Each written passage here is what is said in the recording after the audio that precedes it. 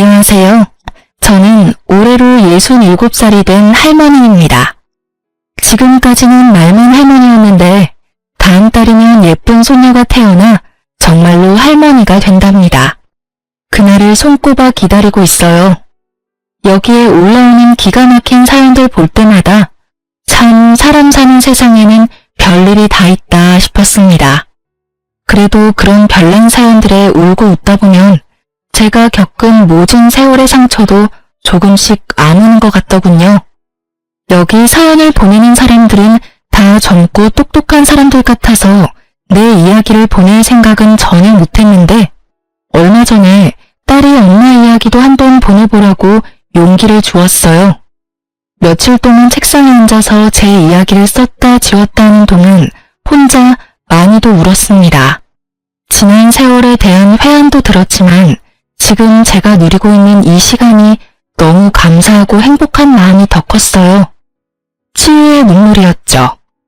저는 지금 미국 뉴저지에 살고 있답니다. 여기서 살게 된 지는 이제 5년쯤 되었어요.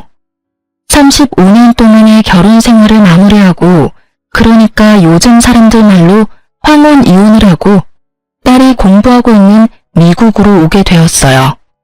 늙은하게 말도 안 통하는 새로운 나라에 적응하는 것이 쉽지만은 않았지만 똑똑하고 착한 딸이 늘 곁에 있어주니 든든하고요. 이곳 타닝 커뮤니티가 잘 되어 있어서 좋은 분들이 많이 도와주시고 있어요. 시니어 스쿨에서 영어도 배우고 교회에서 함께 봉사도 하면서 살아가고 있답니다. 이 세상에서 자기 아들만 제일 소중한 까다로운 시어머니, 자기 엄마 말에는 꼼짝도 못하는 꼬장꼬장한 남편과 함께 살았던 35년은 매일매일 마음이 지옥 같았어요. 그런데 사람이 지옥에서 살다 보면 그곳이 지옥인 줄 모르는 법이거든요. 그냥 원래 사는 게 그런 것이라니 하고 꾸역꾸역 살아왔죠. 그러다가 용감하게 그 지옥문을 박차고 나오기까지는 정말 우여곡절이 많았답니다. 그 덕분에 지금은 너무나도 멋진 세상에서 홀가분하고 행복하게 살고 있죠. 70년 가까이 살아온 제 인생에서 가장 잘한 일을 꼽으라면 단연 우리 딸을 낳은 일이라고 할 거예요.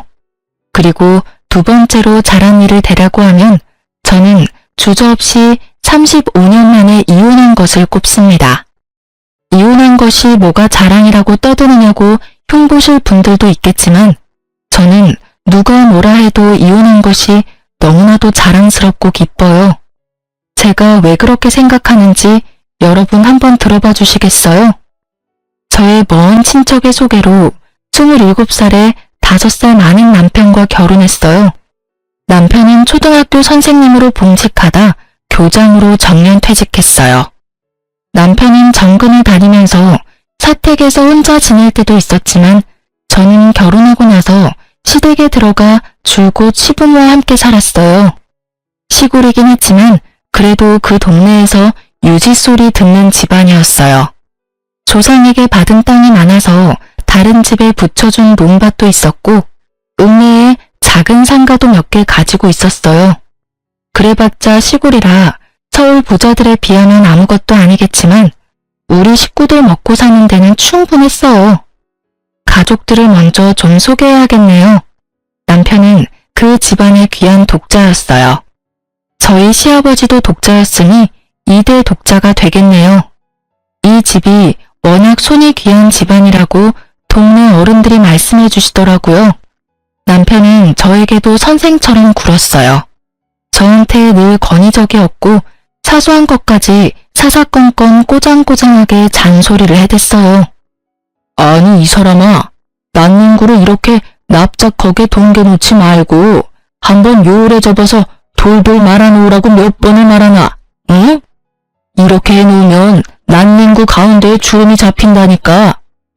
옷 안에다가 있는 속옷인데 주름 조금 치면 어때서 그래요? 서랍이 작아 그렇죠. 납작하게 개야 자리를 덜 차지하니까요. 무슨 여자가 남편 말에 한 번도 알겠어요 하는 법이 없나? 어디서 매번 말대꾸야 말대꾸가. 남편이 그렇게 하라면 네 하고 그냥 그렇게 해. 속옷 하나도 자기가 원하는 방식대로 개어놓으라 하고 계란 후라이 하나를 해와도 노른자가 너무 익어도 안 되고 그렇다고 안 익어도 안 되었어요. 노른자에만 알갱이가 보이는 굵은 소금을 서너 알 올려야 하는데 소금 알갱이까지 세어보면서 많이 뿌렸네 적게 뿌렸네 잔소리를 하는 사람이었죠.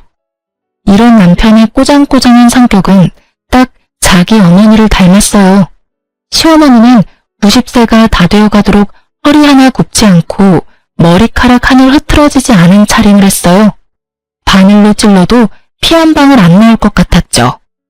또 옛날 분이어서 어쩔 수 없다고는 하지만 아들에 대한 애착이 어마어마했고 아마 선호 사상도 강했어요.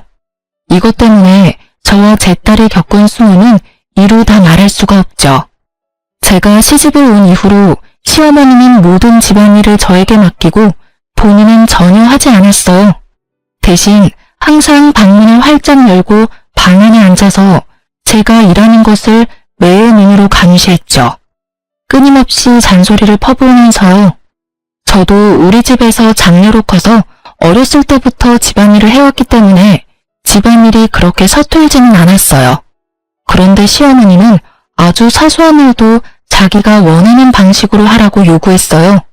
그게 훨씬 더디고 불편한 방법이더라도요. 지금 생각해보면 시어머니는 제 모든 게 못마땅했던 것 같아요. 자기 아들이 너무 아까워서 그랬겠죠. 남편은 월급을 받아오면 전부 시어머니를 드렸어요. 그럼 시어머니가 거기서 쌀이나 연탄 같은 큰 살림을 계산하고 장볼 돈만 빠듯하게 저에게 주셨어요. 넉넉히 주는 것도 아니면서 늘 헤프게 쓴다고 야단을 했죠. 남편과 시어머니는 근검절약에는 아주 도 같은 사람들이라 휴지 한 장 허투루 쓰는 법이 없었어요. 너 일로 와봐라. 이 휴지 이로 많이 둘둘 말아 쓴 거 이건 네 짓이다. 우리 집에는 이렇게 낭비하고 사치하는 사람이 없다. 똥 싸고는 딱 3칸만 쓰는 거다. 이런 작은 것부터 이리 해프니까는 자꾸 생활비가 빵꾸 나는 기다. 네네, 어머니 알겠어요. 왜 화장실 쓰레기통까지 들고 나와 그러셔요. 아, 남자스럽게. 우리 딸 키울 때 다들 종이 기저귀 쓰던 시절이었는데요. 저는 종이 기저귀는 한 장도 써보질 못했어요. 그저 손에 부르트도록 천 기저귀를 빨아서 써야 했어요. 아이가 크는 동안 학교에서 쓰는 연필 한 자루도 당신 새끼손가락보다 작아지기 전에는 새 것을 내주지 않았어요. 그렇게까지 어려운 시절도 아니고 그렇게까지 어려운 집도 아니었는데 말이죠. 시아버지가 돌아가신 이후로 집안의 모든 일은 시어머니와 남편 둘이서 결정했어요. 물론 시아버지가 계실 때도 제 의견을 물은 적은 없었지만요. 그 시절을 돌아보니 저는 그냥 그 집에서 밥 해주고 빨래하는 식모였던 것 같네요. 그래도 시아버지는 한 번씩 생각나요. 고마운 마음도 있고요. 시아버지가 돌아가신 지 벌써 20년 가까이 되었지만 요즘도 아버지 기일은 꼭 기억해서 교회 가서 기도합니다. 말씀은 늘 무뚝뚝하게 하셨지만 그래도 그 집에서 유일하게 저를 챙기고 생각해준 사람이에요. 아가, 이거니 홀딱 묶고 치우라. 닭장에서 막 꺼내왔다. 네 어머니 동칠래 같다. 아, 아버지, 고맙습니다. 잘 먹을게요.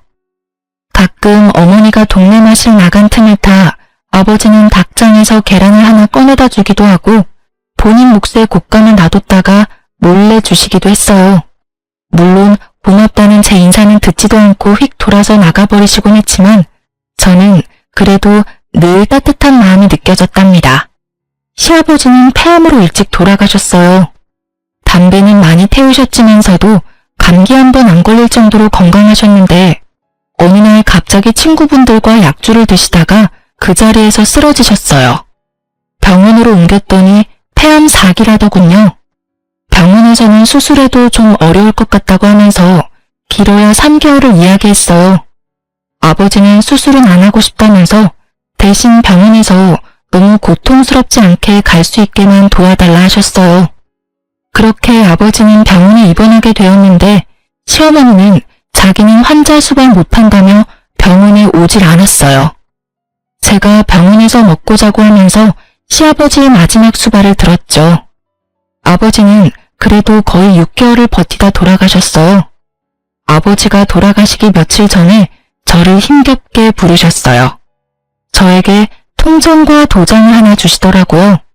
예금 통장이었는데 그 날짜로 3천만 원이 좀 넘는 돈이 되어 있더라고요. 지금도 적은 돈은 아니지만 그때는 더 큰 돈으로 느껴졌죠. 아가, 이거 찾아서 네가 넣어둬라. 이거 만기 날까지는 어떻게든 내 살아있고 싶었다. 아니 아버지, 이게 뭐예요? 네가 이 고약한 집에 와서 고생이 많았다. 이거는 네 남편한테도 시어머니한테도 말하지 말고 지원이한테도 쓰지 말고 잘 놔둬. 잘 두었다가 꼭 필요할 때 너한테 써. 아버지, 저 이렇게 많은 돈 필요 없어요. 돈 필요 없는 사람이 어딨나? 늙으면 돈 쓸 일이 있다. 아버지, 저 이거 못 받아요. 이걸 제가 어떻게 받아요? 내 마지막 지켜준 거 고맙다. 이제 너 더 고생 안 하게 내 얼른 죽을게. 아버지, 그런 말 마세요. 얼른 나와서 집에 같이 가셔야죠. 아버지 없으면 내가 누구한테 계란을 얻어먹어요. 그 자리에서 펑펑 울었어요. 그날 너무 울어서 그런가 정작 시아버지 돌아가신 날은 눈물도 안 나오더라고요. 며칠 뒤에 시아버지는 거짓말처럼 돌아가셨어요. 저는 시아버지 말대로 그 돈은 아무한테도 말하지 않았고 은행에 넣어두고 없는 돈인 것처럼 잊어버리고 살았어요. 그래도 그 돈 덕분에 정말 마음 한구석이 든든하더라고요. 시아버지는 그렇게 살아계실 때도 유일하게 저에게 따뜻하신 분이셨고 돌아가셔도 저를 든든하게 해주셨어요. 친정 아버지가 일찍 돌아가셔서 저도 아버지 정을 모르고 살았거든요. 그래서 저에게는 시아버지가 주신 그 무뚝뚝한 사랑이 참 귀하고 고맙습니다. 마지막으로 이제 우리 딸 이야기를 해야겠네요. 딸 이야기를 하려니까 눈물부터 나네요. 우리 딸도 참 마음고생을 많이 했어요. 제가 막 결혼을 해서 시집에 들어왔는데 시어머니가 저를 앉혀놓고 이야기하더라고요. 남자에게 군 식구가 생기면 그 식구들 먹여 살리느라 등골이 빠지는 법이다. 애 주렁주렁 낳아서 우리 귀한 아들 고생시키지 말고 딱 아들 하나만 낳아. 더 낳을 생각일랑 하지 말고. 아들을 낳으면 좋겠지만 만약에 딸이 나오면 어떡해요, 어머니? 저는 정말 궁금해서 물어봤어요. 어떻게 아들만 골라놓을 수가 있나 싶어서요. 그게 제 마음대로 되는 게 아니잖아요. 부정타게 재수없는 소리. 그냥 잔말 말고 아들 하나만 낳아서 키우라니까. 시어머니는 소리를 버럭 질렀어요. 아들을 골라놓을 수 있는 것도 아니고 어떻게 딸을 낳는 것이 재수가 없는 일인가 싶었지만 시어머니가 버럭대는 통에 그 자리에서는 아무 말도 못했죠. 안타깝게도 임신이 바로 되지는 않았어요. 유산도 2번 했고요. 그때마다 시어머니는 몸을 함부로 했느니 어쨌느니 별 이상한 소리를 하면서 저를 비난했어요. 나중에 동네 어른들이 이 집은 워낙 손이 귀하다면서 시가 안 좋다는 소리를 슬쩍 전해주더라고요. 그래도 그때는 모든 게 제 탓인 것만 같았어요. 늘 주눅이 들어있었죠. 그러다가 결혼 4년 만에 어렵게 생긴 아이가 우리 딸이에요. 제가 그때 31살이었는데 그때는 그 나이가 엄청 노산이었죠. 그게 어떻게 하는 건지는 잘 모르겠지만 어쨌든 아들 하나만 낳아 잘 키우라고 했는데 어렵게 임신해서 겨우 딸을 낳았으니 시어머니가 저희를 곱게 볼 리가 없었죠. 아직 꽃샘추위가 남아있는 때였는데 산모방에 연탄 들어가는 것도 아깝다고 타박했어요. 그나마 그 연탄불도 몸을 푼 제가 나와서 직접 갈아야 했어요. 우리 아기는 시어머니가 한 번도 안아준 적이 없었어요. 딸은 어차피 남의 집 줄 거라면서 정줄 필요가 없다면서요. 아기를 낳고 3, 7일도 지나지 않은 어느 날 시어머니가 남편한테 이야기하더라고요. 저 물건은 임신도 잘 안 되고 아무래도 아들은 못 낳는 물건 같으니 어디 다른 여자한테 가서 아들 하나만 낳아서 데리고 와라. 아니 어머니, 그게 무슨 말씀이셔요? 학교 선생이 그런 짓을 하고 어떻게 아이들을 가르쳐요? 학교 선생이지만 남자고 이 집안의 독자인데 그게 뭐 흉이 된다니? 대를 잇는 것보다 더 중한 게 어디 있다고. 세상 사람들이 그거 하나 이해 못할까? 네, 알았어요. 제가 알아서 할게요, 어머니. 이제 그런 소리는 하지 마세요. 일부러 저 들으라고 그랬는지는 모르겠지만 조심스럽게 하는 이야기는 아니었어요. 큰 소리로 이야기해서 방에 있던 제가 다 들었죠. 아무것도 모르는 아기가 들을까 싶어 신생아의 귀를 막고 서름이 북받쳐 올라 한참을 꺽꺽대고 울었던 기억이 나네요. 그래도 저한테 그러는 것까지는 제가 참으면 되는 일이었는데 우리 딸까지 구박할 때는 정말 화가 나더라고요. 참다 어머니에게 아이도 듣는데 그러지 마시라고 소리를 친 적도 있었어요. 그러고 나서는 며칠 동안 손이 발이 되도록 빌어야 했지만요. 아이가 좀 크고 나서는 할머니가 뭐라고 하시면 그냥 참고만 있지 말라고 가르치기도 했어요. 지원아, 할머니가 네가 잘못하지도 않았는데 막 야단치시면 잘못했습니다 하지 말어. 버릇없이 대들라는 게 아니라 할머니, 나 그렇게 안 했어요. 할머니 저한테 그러지 마세요. 라고 또박또박 말하라는 거야. 엄마도 옆에서 거들어줄게. 응, 알았어 엄마. 할머니는 정말 이상해. 어느 날은 이랬다고 뭐라고 하고 다른 날은 저랬다고 뭐라고 해. 맨날 나한테는 화만 내. 나 할머니 싫어. 할머니가 옛날 사람이라 그래. 옛날 사람들은 아들만 중요하다고 생각해. 그치만 엄마는 네가 딸이라서 너무 좋아.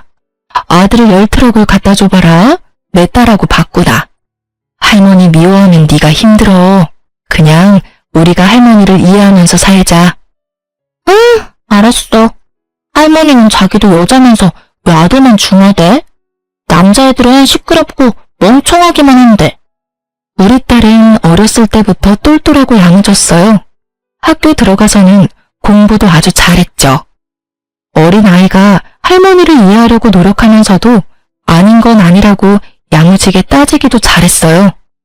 그러다 보니 할머니와 사이는 좋지 않았지만 할머니가 우리 딸에게 함부로 대하진 못했어요. 좀 어려워했다는 말이 더 맞겠네요. 저는 정말 다행이라고 생각했어요. 저는 늘 딸이 자랑스러웠답니다. 중학교에 들어간 딸은 전교 1등을 놓치지 않았어요. 물론 시골의 작은 학교이긴 했지만 선생님들이 입을 모아 칭찬하는 모범생이었어요. 중3 때 담임 선생님은 특히 딸아이를 정말 아껴주셨는데 그분이 적극적으로 도와주셔서 다른 지역에 있는 특목고에 지원할 수 있었어요. 물론 합격했죠. 기숙사가 있는 학교라서 딸과 떨어져 지내야 하는 건 아쉬웠지만 오히려 집을 떠나 있으면 딸이 할머니에게 스트레스 받지 않고 공부만 할 수 있을 것 같아서 너무 기쁘더군요. 그런데 기숙사 학교다 보니 학비가 일반 고등학교보다는 좀 더 내야 했어요.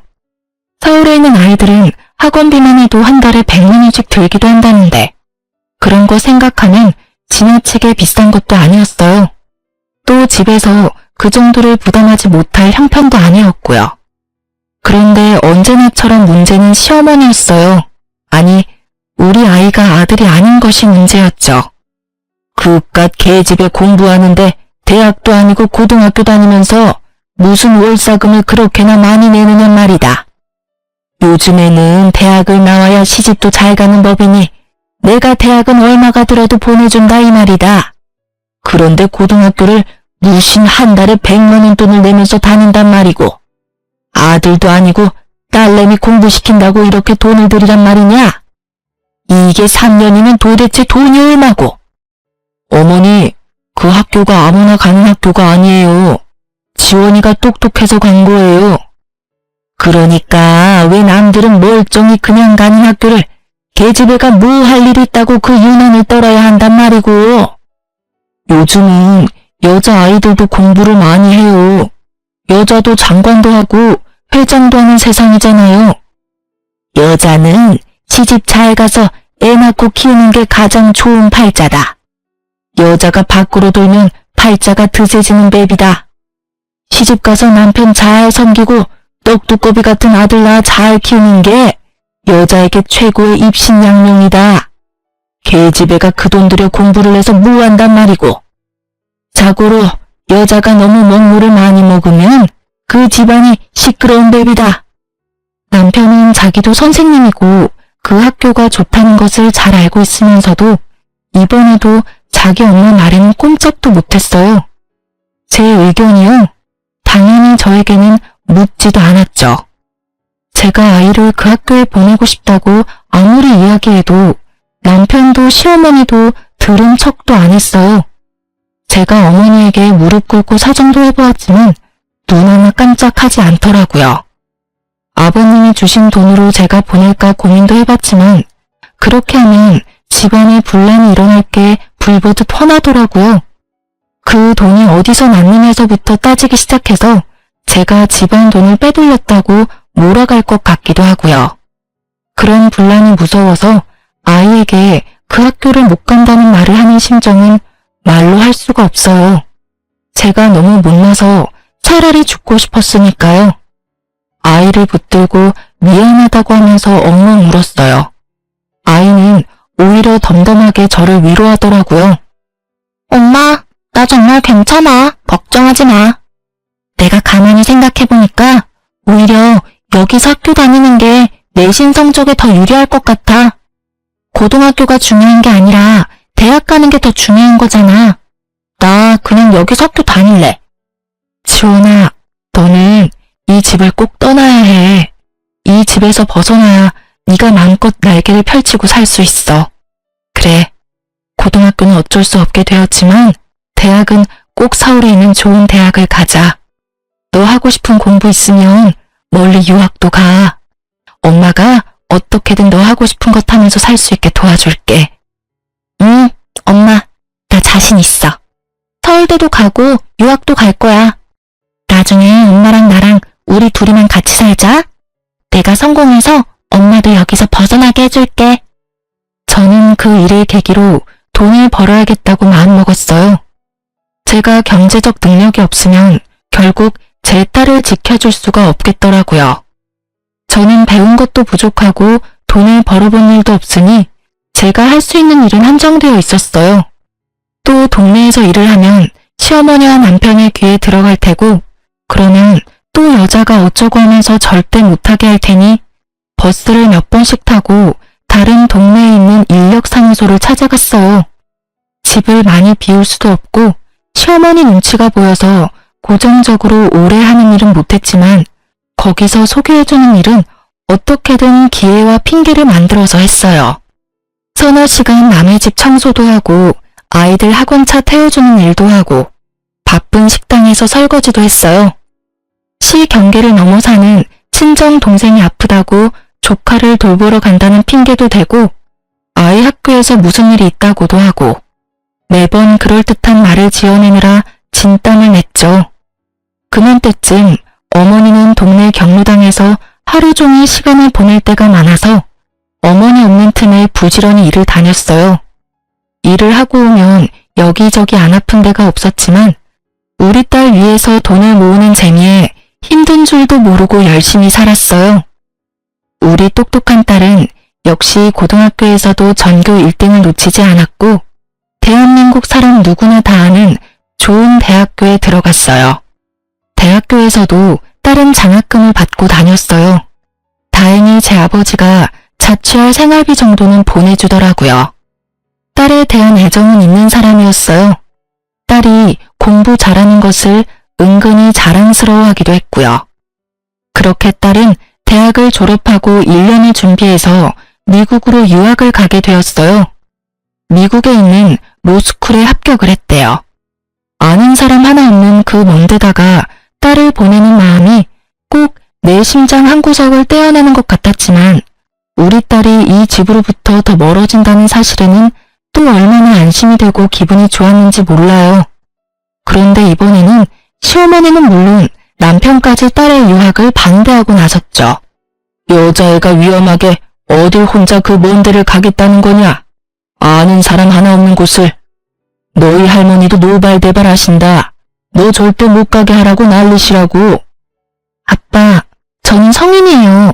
아빠나 할머니의 허락이 필요한 나이가 아니라고요. 다른 사람들은 가고 싶어도 못 가는 학교예요. 제가 노력해서 제 힘으로 가게 되었어요. 제발 더 이상 제 앞길 막지 마세요. 너 유학 가려면 호적 파가지고 가라. 그럼 너는 이제 더 이상 내 딸 아니다. 호적은 아빠가 파주세요. 여자라는 이유로 지금까지 제 앞길 가로막은 그 호적을 알아서 빼주신다면 저는 너무 감사하죠. 그렇게 딸은 유학을 떠났어요. 저는 눈치가 보여서 공연에도 나가보지 못했어요. 물론 다 큰 아이고 똑똑한 아이지만 혼자서 그 먼 데를 떠났다고 생각하니 어찌나 먹먹한지 그날 하루 종일 하늘만 보면서 눈물을 훔쳤네요. 그래도 아이가 떠나는 날 제가 그동안 차곡차곡 모았던 돈을 딸에게 보내줬어요.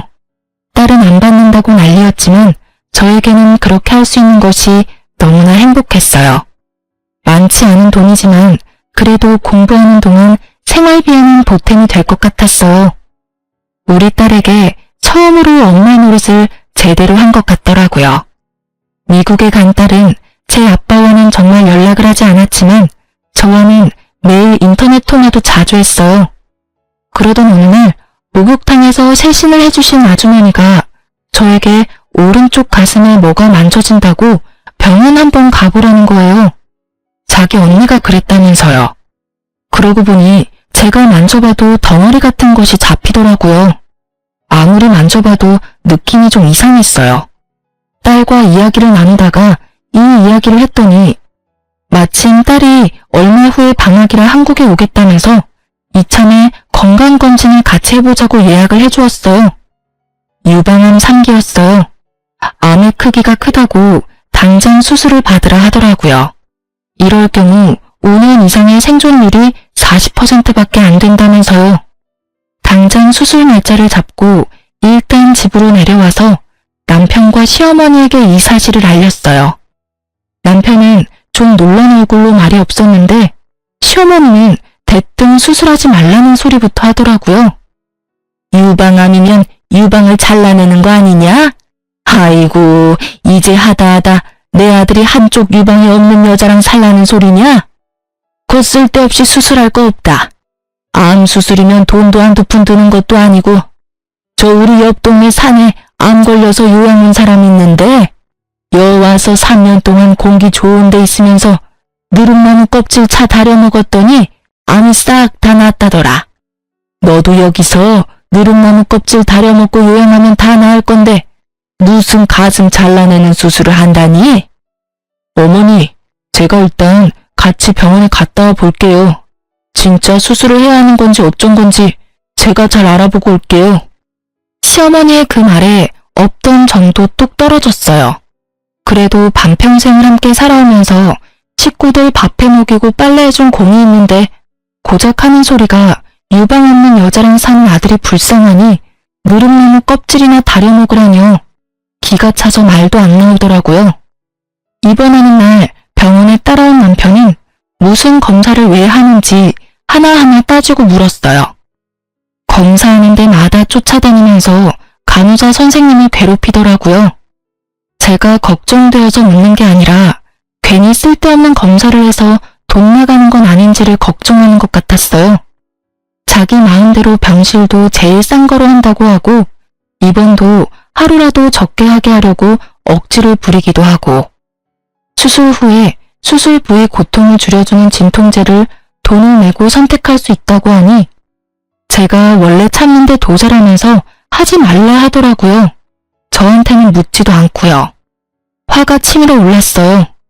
아무리 천하제일의 짠돌이라지만 평생 자기 집에서 밥하고 빨래하고 자기 수발 시어머니 수발에 시아버지 병수발까지 다 든 내가 아프다는데 쫓아다니면서 계산기를 두드리고 있는 모습이 정말 꼴 보기 싫었어요. 할 수만 있다면 종이짝처럼 구겨서 박박 찢어버리고 싶더라고요.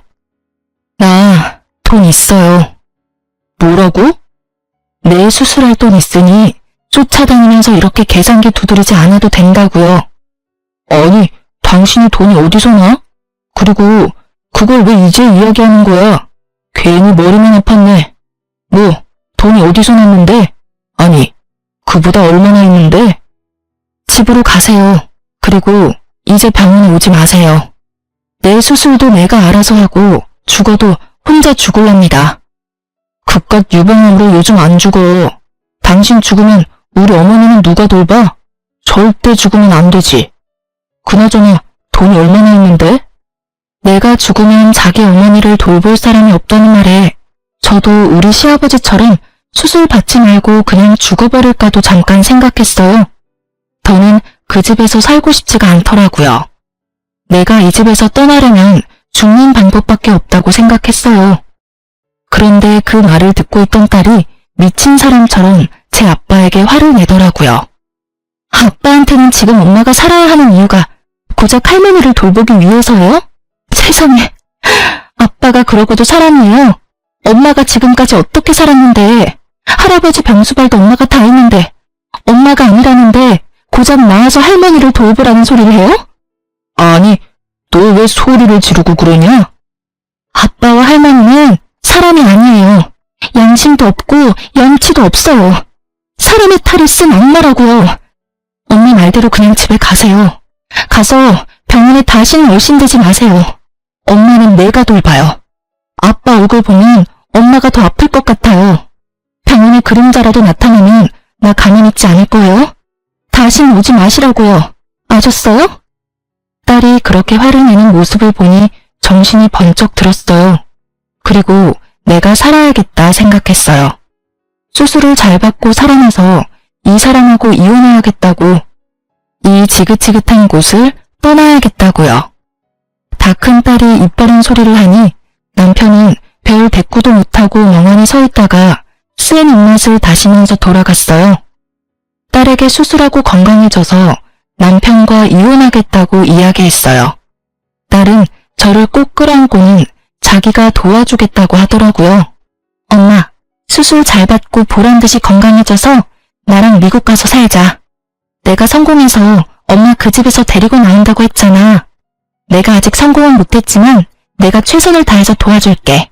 엄마, 아무것도 걱정하지 마. 그래, 엄마 수술 잘 받고 건강해질게.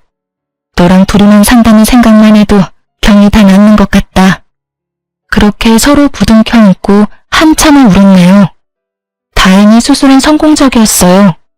암의 크기가 커서 걱정했는데 천만다행으로 전이가 많이 된 상태는 아니었다고 하더라고요. 퇴원은 할 수 있었지만 방사선 치료를 위해 자주 통원을 해야 했고, 치료 기간 동안은 가족들과도 격리되어 있는 것이 좋다는 핑계로 병원 근처에 작은 오피스텔을 얻었어요. 건강해지겠다는 일념으로 열심히 치료에 참여했죠. 잘 넘어가지 않는 밥도 무르게 익히고 잘게 잘라서 어떻게든 억지로라도 넘겼고, 집에서라도 몸을 자꾸 움직이려고 노력했어요. 의사 선생님이 시키는 건 뭐든지 철저히 따랐어요.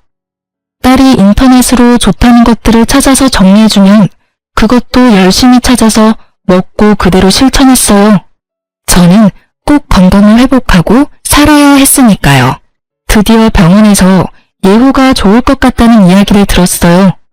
5년 동안 재발이 되지 않아야 완치가 되는 거지만 제 몸속에 이제 암세포는 남아있지 않다더라고요. 그때부터 본격적으로 이혼을 준비했습니다. 딸은 저를 돕겠다고 학교를 휴학하고 한국에 들어왔어요. 지원아, 미안하다. 엄마 때문에 하던 공부도 중단하고. 엄마가 너한테는 늘 짐이 되는구나. 엄마, 무슨 소리야. 내가 왜 거기까지 가서 법을 공부하는데? 딸이라고 자꾸 주저앉히는 집이라서 어쩔 수 없이 다른 나라까지 갔지만 결국 엄마 도와주고 싶어서 법을 선택한 거야. 엄마가 이혼하는 게 내 꿈이었다고. 학교는 잠시 쉬는 거야. 나 다시 공부할 때는 엄마가 옆에 있어줄 거잖아. 그치? 그래, 엄마가 옆에 있어줄게. 맨날 맛있는 밥 해주면서 네 옆에 있을게. 와, 말만 들어도 살찌는 것 같아. 너무 많이 찌면 큰일인데? 우리가 둘이서만 사는 미래를 그려보는 일이 너무나도 행복했어요. 이혼은 딸과 함께 준비했어요. 딸과 함께 여러 군데 변호사 사무소를 다니면서 상담을 받았고, 그 중에서 가장 우리를 잘 이해하고 편안하게 해주는 믿음직한 변호사를 선임했어요. 일단 변호사를 선임하고 나니 착착 진행이 되더라고요. 집에 사람이 없을 만한 시간에 가서 제 짐을 정리했어요. 35년을 살았지만 제 짐이랄 것이 별로 없더라고요. 딸이 사준 고운 옷 몇 벌과 딸 어렸을 때 사진들과 기록들, 통장과 도장 같은 것들 몇 가지를 제외하고는 다 미련이 없었어요. 그렇게 단출한 짐을 챙겨서 나오는데 동네 경로당에 있을 거라 생각했던 시어머니와 길에서 딱 마주쳤어요. 저는 갑자기 심장이 내려앉는 줄 알았죠. 그런데 어머니가 좀 이상하더라고요. 왜 날 그렇게 쳐다보시오? 이 동네 사람인가? 아, 네. 아니, 그러니까. 에이, 별 정신없는 사람 다 보겠네. 누구냐고 묻는데 왜 말을 못해? 그때 이웃에 사는 아주머니가 나타나 제 손을 끌고 가면서 말했어요. 아이고, 우리 집에 온 손님이네. 어르신, 어디 가시는 길이에요? 경로당에 있지 왜 돌아다니셔? 아들이 또 찾느라 고생하겠네. 얼른 경로당에 가 계셔요. 네?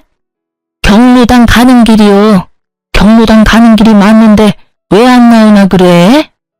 아주머니는 저를 자기 집으로 데리고 들어갔어요. 암에 걸렸다는 이야기를 듣고 걱정했다고 하시며 제 손을 쓸어주셨어요. 저보다 10살 많은 친정 언니 같은 분이었는데 제가 형님 하면서 잘 따랐어요. 저는 그간에 있었던 일들을 이야기하며 형님 앞에서 펑펑 울었답니다. 형님도 제 손을 잡고 눈물을 흘리셨어요. 그래, 지원 엄마야. 잘 생각했다. 아까 어머니 이상한 거 봤지? 검사 결과 치매란다. 치매요? 아니, 언제부터, 어쩌다가요? 뭐, 한 달 남짓 되었을까? 할매가 집을 못 찾고 헤매고 다니는 걸 동네 사람이 데리고 온 적이 있는데 또 얼마 안 가서 경찰서에서 연락이 오고 그랬거든. 동네 보건소에서 읍내 병원으로 가보라 해서 지원 아빠가 데리고 갔나 보대?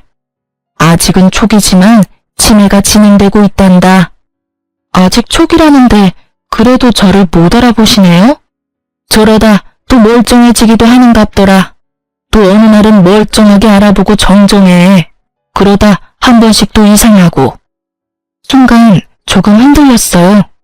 이런 노후를 두고 제가 이혼을 한다는 게 잘못된 일인 것 같고 죄책감도 들더라고요. 그런데 그런 눈빛을 읽었는지 동네 형님이 앉아있는 제 다리를 철썩 때리더라고요. 지원 엄마야, 너 정신 차려라. 지금까지 저 집에서 그 고생을 하고 또 치매 노인까지 수발 들으려고? 네 목숨 걸고 결심한 거라면서 뭘 고민하고 있어. 아이고, 내가 괜히 붙잡았네. 이제 가, 빨리 가. 멀리 도망가서 나라고 행복하게 살아. 형님의 그 말이 너무 고마워서 저는 또 눈물 콧물을 다 빼고 울었죠. 얼굴 다시 못 보는 거야 좀 서운하지만은 지원 엄마가 무슨 고생을 하면서 살았는지 이 동네 사람들은 다 안다. 말을 못해서 그렇지 네가 너무 안쓰럽고 아깝다고 다들 마음 아파했다. 그러니까 이제라도 도망가서 잘 살아. 네가 잘 살면 내 마음도 좋다. 형님, 고마워요. 제가 연락할게요. 그동안도 너무너무 고마웠어요. 저는 그 길로 집을 나와서 변호사를 대리인으로 세우고 이혼을 진행했어요. 제 연락처도 바꾸고 서류에는 변호사 연락처만 알려주었죠. 딸도 마찬가지로 연락처를 바꾸었고요. 변호사를 통해 남편이 변호사 사무실로 찾아와서 저를 내놓으라고 난리를 쳐서 경찰이 왔었다는 이야기를 전해 들었어요. 이혼 과정은 말처럼 쉽지만은 않았어요.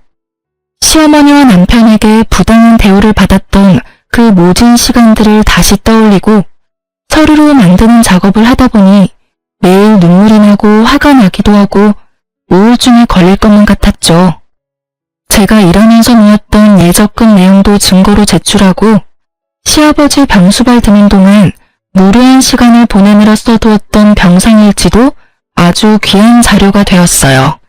딸도 할머니와 아빠의 부당한 대우를 구체적으로 증언하고 딸이 어린 시절 썼던 일기장도 증거로 제출했어요. 딸의 중학교 3학년 때 담임선생님은 딸이 특목고에 진학하지 못했던 당시의 상담한 자료를 찾아서 보내주시기도 했어요. 마음은 힘들었지만 한편으로 많은 분들에게 정말 너무 감사한 말들이기도 했답니다. 이런저런 증거들을 근거로 시어머니에게는 위자료를 요구하고 남편에게는 재산의 절반을 분할해달라는 청구를 했어요. 조정도 하고 법원에도 몇 번씩 불려가야 한다는데 저는 그 과정을 고마운 변호사 선생님이 다 대신해 주셨어요. 그래서 남편과는 그 이후로 얼굴 한번 마주치지 않을 수 있었네요.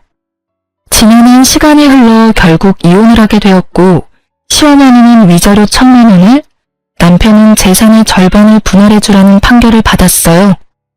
남편은 제가 어느 날 갑자기 없어졌고 자신에게 한마디 상의도 없이 이혼을 했다며 법정에서 분통을 터뜨렸다고 하네요. 저희 의뢰인이 말씀하시기를 35년 사는 동안 집안의 대소사에 대해 의뢰인과 한 번도 한마디 상의하신 적이 없다고 하시더군요. 모든 걸 어머니와 남편 두 분이 상의하고 통보했다고요. 저희 의뢰인도 이혼에 대해 따님과 두 분이 상의하고 결정하셨다고 합니다. 그렇게 이혼이 마무리되고 나서 저는 딸을 따라 미국으로 이주했어요. 딸은 학교로 다시 돌아가서 열심히 공부했고 그 어렵다는 변호사 시험에도 합격했어요. 그리고 여기서 태어난 미국계 한국인을 만나 결혼도 하게 되었답니다. 화목한 가정에서 자란 반듯한 사위는 너무 다정한 사람이에요. 서로를 아끼고 사랑하는 둘의 예쁜 모습을 보고 있으면 저는 너무 행복해서 머리가 멍해지기도 해요. 우리 딸은 저와 같은 삶을 살지 않는 것이 너무나도 다행스럽고 자랑스러워요. 저는 여기서 참 좋은 분들을 만났어요. 황혼 이혼을 하고 딸과 함께 왔다는 이야기에 모두가 쿨! 이러면서 엄지손가락을 들어줘요. 낯선 땅에서 영어도 못하는 제가 어떻게 살 수 있을까 했는데 여기 와보니 세상은 정말 너무너무 넓고 다양한 삶이 있는 곳이라는 생각이 드네요. 그 사이 5년을 잘 유지해서 유방암 완치 판정을 받았어요. 암도 이겨내고 황혼 이혼에도 성공한 제가 못할 게 뭐가 있나 싶네요. 다음 달이면 우리 딸이 저에게 예쁜 손녀를 안겨준답니다. 손녀에게도 쿨한 할머니가 되려면 영어를 잘해야겠다 싶어서 한참 전부터 시니어 스쿨에 나가고 있어요. 학생 때도 못한 공부를 늙어서 하려니까 눈도 아프고 머리도 아프지만 이렇게 공부할 수 있는 것도 정말 꿈만 같은 일이에요. 제가 그냥 그 집에서 살았다면 정말 꿈도 꾸지 못할 일이었을 테니까요. 엄마 아빠 일하는 동안 제가 손녀를 돌보아 줄 수 있는 것도 너무너무 행복해요. 여기서는 딸이라고 공부 못하게 할 사람도 없으니 우리 손녀도 자기가 원하는 것들 다 하면서 멋지게 살아갈 수 있게 저도 최선을 다해 도울 거예요. 이른을 바라보는 이 나이에도 행복을 찾을 수 있더라고요. 약간의 용기만 있으면 얼마든지 새로운 삶을 살아갈 수 있습니다. 혹시 지금 어렵고 힘든 시간을 살고 있는 분들이 있다면 제 이야기가 그분들에게 조금이라도 힘이 되었으면 좋겠어요. 못 배우고 나이 많은 저도 도전하고 싸워서 행복을 찾았으니까요. 여러분도 할 수 있습니다. 행복해질 수 있어요. 비천한 이야기 이제 마치려고 합니다. 잘 들어주셔서 감사해요. 행복하세요.